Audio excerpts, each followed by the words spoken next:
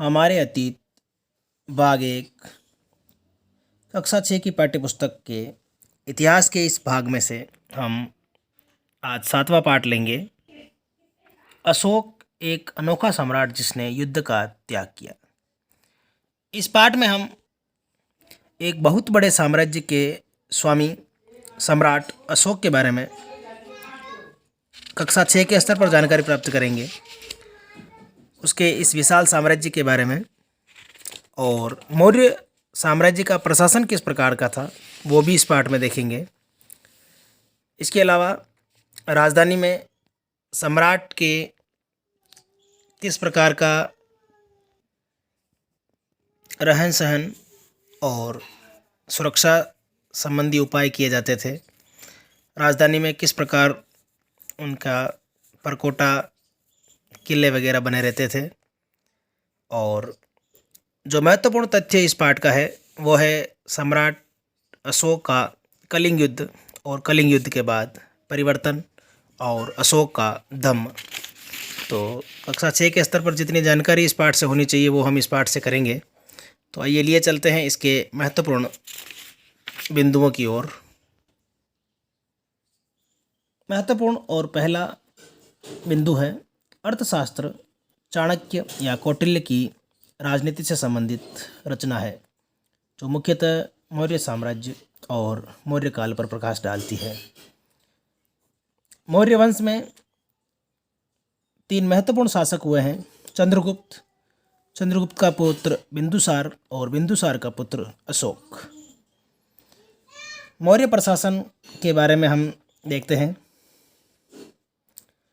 मौर्य प्रशासन पाटलिपुत्र यहाँ की राजधानी थी और आसपास के इलाकों पर सम्राट का सीधा नियंत्रण था। सम्राट सर्वोच्च होता था जो राज परिवार तथा वरिष्ठ मंत्रियों की सहायता से अधिकारियों और कर्मचारियों व जनता पर नियंत्रण रखता था। साम्राज्य के भीतर छोटे क्षेत्र या प्रांत होते थे। तक्षशिला या उज्जैन जैसी प्रांतीय राजधानियों की सहायता से यहाँ पर शासन किया जाता था। प्रांतों पर नियंत्रण के लिए प्रायः राजकुमारों को और राज्यपाल के रूप में बनाकर भेजा जाता था। प्रादेशिक केंद्रों के बीच विस्तृत क्षेत्र में मौर्य शासक सिर्फ मार्गों और नदियों पर नियंत्रण रखते थे। तात्पर्य यह है कि बहुत बड़ा क्षेत्र होने पर शासक केवल मार्गों और नदियों पर ही नियंत्रण रखते थे। शेष कार्य वहाँ के जो स्थानीय राजा होते थे, प्रशासक होते थे, वो करते थे। उत्तर पश्चिम क्षेत्र कंबल के लिए, दक्षिण भारत सोने तथा कीमती पत्थरों के लिए प्रसिद्ध था। मेगास्थनीज पश्चिम एशिया के यूनानी राजा सेल्यूकस निकेटर का राजदूत जो चंद्रगुप्त के दरबार में था, उसने इंडिका नामक पुस्तक लिखी थी। उसने सम्राट के बारे में लिखा कि सम्राट सोने की पालकी में चलता था। उसके चारों ओर अंगरक्षक होते थे जो साथ में पेड़ लेकर चलते थे, जिस पर प्रशिक्षित तोतों का झुंड उसके चारों ओर रहता था। हथियारबंद महिला रक्षक होती थी जो उसकी हत्या से रक्षा करती थी। इसके अलावा राजा को खाना खाने से पहले चख कर फिर खाना दिया जाता था और लगातार 2 रातें राजा एक ही कमरे में नहीं बिताता था। मेगास्थनीज ने पाटलिपुत्र के बारे में लिखा है कि यह एक विशाल व खूबसूरत नगर था जो विशाल प्राचीर से घिरा हुआ था, जिसमें 570 बुर्ज और 64 द्वार थे। लकड़ी व कच्ची ईंटों के 2 से 3 मंजिले घर राजधानी के अंदर थे। इसके अलावा काठ का बना एक बड़ा महल था जिस पर पत्थर की निकासी और उद्यान व चिड़ियों का बसेरा था।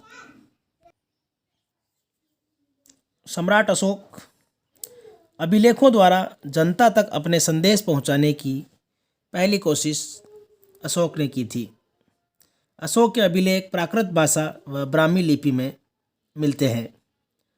धम्म संस्कृत शब्द धर्म का प्राकृत रूप है। कलिंग तटवर्ती उड़ीसा का प्राचीन नाम। कलिंग युद्ध की विजय सम्राट अशोक ने राजा बनने के 8 साल बाद की और इस युद्ध के बाद उसे युद्ध से वितृष्णा हो गई और उन्होंने युद्ध का त्याग कर दिया। अशोक का धम्म, इसमें सम्राट ने पिता की तरह अपनी प्रजा को उपदेशात्मक निर्देश प्रदान किए हैं। धम्म की शिक्षा के लिए धम्म महामात्य नामक अधिकारी नियुक्त किया गया था। धम्म के विचार प्रसार हेतु सीरिया, मिस्र, ग्रीस व श्रीलंका में दूत भेजे गए थे। अशोक ने अपनी प्रजा को संदेश दिए हैं कि कर्म कांडों का त्याग करें, दास नौकरों के साथ अच्छा व्यवहार करें, बड़ों का आदर करना, जीव दया व ब्राह्मणों व श्रमणों को दान देना, धर्म निंदा का त्याग और परधर्म का आदर करने संबंधी संदेश अशोक ने अपनी प्रजा को दिए थे। इसके संबंध में पंडित नेहरू का यह वक्तव्य उल्लेखनीय है। उनके धर्मादेश आज भी हमसे एक ऐसी भाषा में बात करते हैं जिन्हें हम समझ सकते हैं और जिनसे हम बहुत कुछ सीख सकते हैं। सम्राट अशोक के संदेशों के बारे में, उनके धम्म के बारे में पंडित नेहरू के ये विचार थे। आधुनिक भारत की अधिकांश लिपियां ब्राह्मी से उत्पन्न हुई हैं। पाठ में इसके समकालीन चीन की दीवार के बारे में लिखा है। यह 2400 वर्ष पूर्व इसका निर्माण प्रारंभ हुआ और 2000 वर्षों तक इसका निर्माण होता रहा। यह 6400 किलोमीटर लंबी थी। अब से लगभग 2200 वर्षों पूर्व मौर्य साम्राज्य का पतन हो गया।